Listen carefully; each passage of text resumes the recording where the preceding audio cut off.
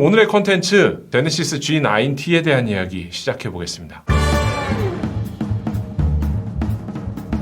제네시스 G90T, 우리나라에서 가장 비싼 자동차죠.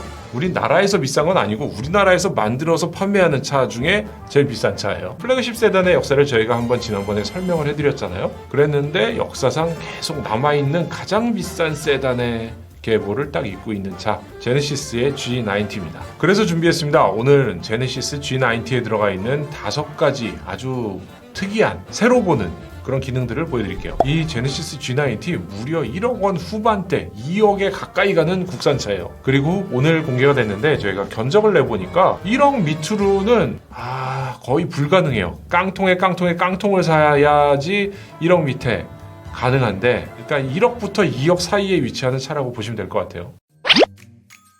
자, 첫 번째 기능입니다. 이 멀티 챔버 에어 서스펜션이라는 거를 적용을 했어요. 예전에도 우리나라 국산차, 고급차들 중에서 에어 서스펜션 장착한 차들이 꽤 있었어요. 에어 서스라는 게 이런 거잖아요. 스프링이 있고 거기에 쇼버가 들어가는데 이 서스펜션을 에어로 조절을 해가지고 어떤 때는 요만큼만 움직이게, 어떤 때는 이렇게 많이 움직이게 해서 승차감에 결정적인 역할을 하게 하는 그런 기능을 가진 서스펜션을 에어 서스펜션이라고 하는데, 여기에는 이거 보시면은 멀티 챔버 에어 서스펜션이라고 돼 있어요. 멀티 챔버니까 공기통이 여러 개인 거예요.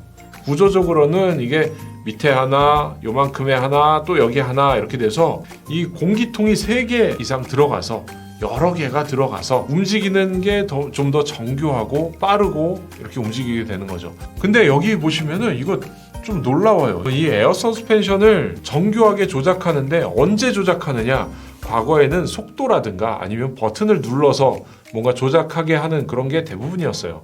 근데 이 차에 보면은 카메라나 내비게이션 정보를 이용한다고 돼 있어요. 예를 들어서 앞에 과속 방지턱이 있다 그러면은 차체를 낮춰가지고 막 주행을 하다가 과속 방지턱이 있으면은 덜컹할 거 아니에요. 그때 좀 더 높이를 확보하기 위해서 앞에를 살짝 들어준다는 거죠. 이게 100m 전부터 반응을 해서 움직인다는 거예요. 100m니까 카메라로 봐서 반응을 할 수도 뭐 있기는 하겠지만, 내비게이션 시스템에서 과속 방지턱 100m 전 딱 착오로 올리기 시작해서 과속 방지턱을 지나면은 내려가겠죠. 이렇게 전자 제어식 혹은 내비게이션과 연동해서 미리 서스펜션을 제어하는 거는 기아의 K9에서도 살짝 선보이긴 했었어요. 여기에는 멀티 챔버는 아니고 전자 제어식 서스펜션에 도로의 상황을 예측하는 그런 기능을 넣었었죠.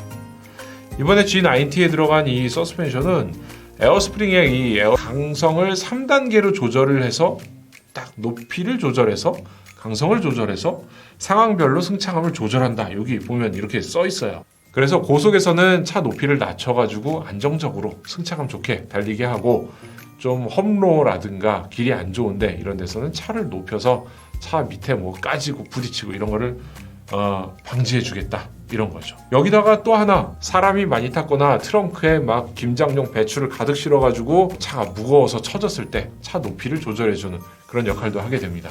뭐 누가 이 차를 가지고 험로를 주행할 일은 없겠지만, 여기 보면은 험로를 주행할 땐 앞뒤 차고를 25mm 올려준다, 2.5cm 올려준다는 거예요. 요만큼 차이로 뭐가 큰 효과가 있겠나 하겠지만, 아마도 있는 차와 없는 차의 차이가 정말 엄청날 거라서요. 멀티챔버 서스펜션하고 19인치 휠하고 선택할 때 고르게 돼 있더라고요. 근데 이거 안 고를 수가 없어요, 이게.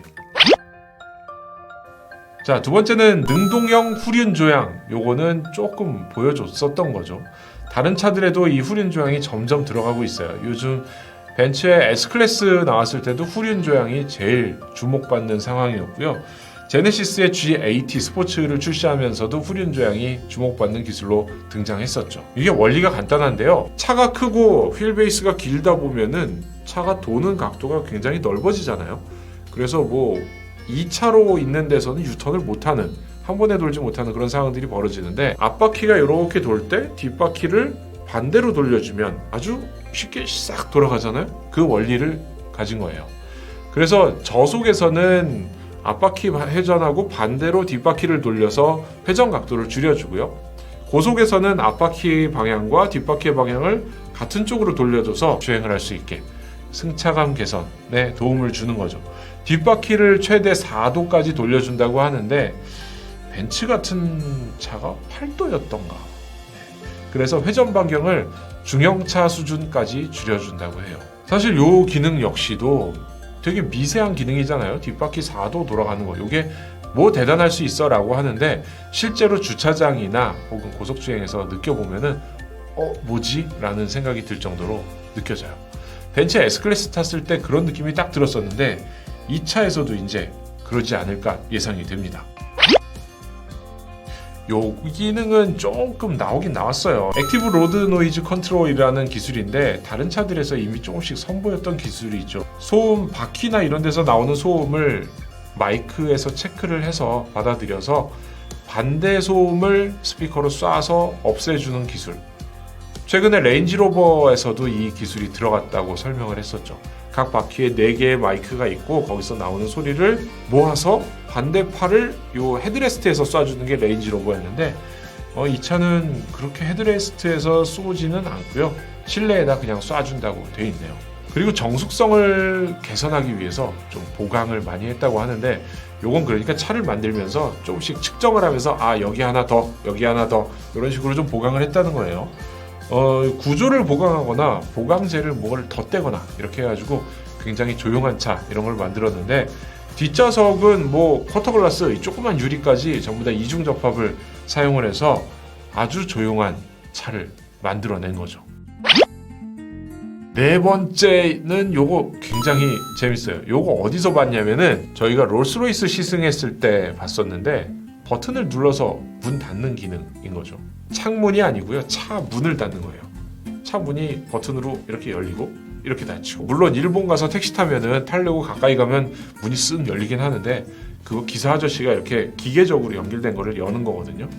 근데 요 차들 보면은 버튼을 눌러서 열고 닫을 수 있게 이렇게 만들어 놨습니다. 차에 타서 센터 콘솔이나 암레스트 이런 데 있는 버튼을 스위치를 딱 누르면은 열고 닫고 한다는데 뒷좌석에 계신 분들 호텔 가면은 문 열어주잖아요. 이제 그런 시대가 조금 바뀌지 않을까. 뒷좌석 승객한테 유용할 것 같긴 하고요. 기사님들이 편하게 기사님들의 업무를 줄여주는 차가 되는 건가? 그리고 5번째 기술로는 직접식 그립 감지 시스템이라는 게 있습니다. 요건 뭔 얘기냐? 그 스티어링 휠에 주행 보조 기능을 사용하다 보면은 자꾸 손을 잡으라고 얘기를 하죠. 손 잡고 있는데도 힘을 안 주고 가만히 있으면은 핸들을 움직여서 조향하세요 이렇게 메시지가 나와요. 왜 그러냐 하면은 지금까지의 거의 대부분의 자동차들은 요 핸들을 잡아서 운전대를 잡고 움직이는 거를 토크 센서로 해요. 이렇게 돌리는 힘이 어느 정도 있어야 자동차가 사람이 잡고 있구나. 그래서 내가 요만큼 돌리는데 사람이 좀 버티다가 좀 돌려주고 이래야 주행 보조 기능이 작동이 되는구나 라고 해서 계속 작동을 하는 이런 방식인데 이 운전대에다가 감지 시스템을 넣었다는 거예요. 이게 제가 어디서 봤냐면은 작년 1월 달에 CES 갔을 때 벤츠의 E클래스를 시승하면서 그때 위장막 쓴 차를 시승을 했었는데 그때 요게 들어간다고 얘기를 했었거든요. 요 센서가 적용되면 뭐가 다르냐? 정전식이기 때문에 손만 이렇게 대고 있어도 된다는 거예요. 핸들에 손이 닿고 있구나 라고 인식을 해서 차가 이 주행 보조 시스템을 계속 작동한다는 거죠. 유럽에서는 이 엘카스 시스템, 그러니까 주행 보조, 차선 유지하는 주행 보조 시스템을 적용하려면 이렇게 손이 있는지 없는지를 감지하는 시스템을 꼭 넣어라 이렇게 규정을 하고 있다고 하는데요. 우리나라도 마찬가지예요. 그래서 이런 규정들에 따라서 맞춰서 만들기 때문에 거기다가 수출까지 하는 차들은 되게 높은 기준을 만족시키기 때문에 G90에서 먼저 적용한 게 아닌가 이렇게 생각이 됩니다. 이 밖에도 이 차에는 많은 기능들이 들어있죠. 아마도 17일부터 뭔가 공개를 한다고 하니까 이번 주 중에 뭔가를 굉장히 많이 보여줄 것 같아요. 주말부터는 뭐 전국 몇 군데에서 이렇게 보여준다고 하니까 거기에 가서 차를 확인해 볼 수도 있을 것 같고요. 지난번에 언젠가 말씀드렸었죠. 이 차 굉장히 젊게 만들려고 고심에 고심을 하고 있다. 젊은 사람들이 어떻게 하면 이 차를 살까? 수입차 안 사고 말이죠. 그런 고민을 했던 것 같아요. 래퍼들이 플렉스 한다고 G90 타고 이러면은 현대는 좋아할 텐데. 지금까지 오토캐스트 이다일이고요. 저희 정보가 유용했다면 구독 버튼 꾹 눌러주시고요. 다른 콘텐츠들도 많이 봐주시기 부탁드립니다. 감사합니다.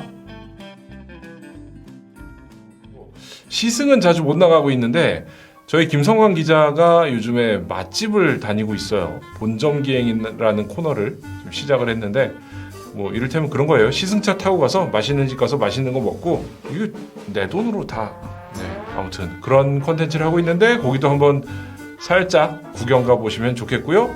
저희 구독 버튼 눌러주시면은 굉장히 감사하겠습니다.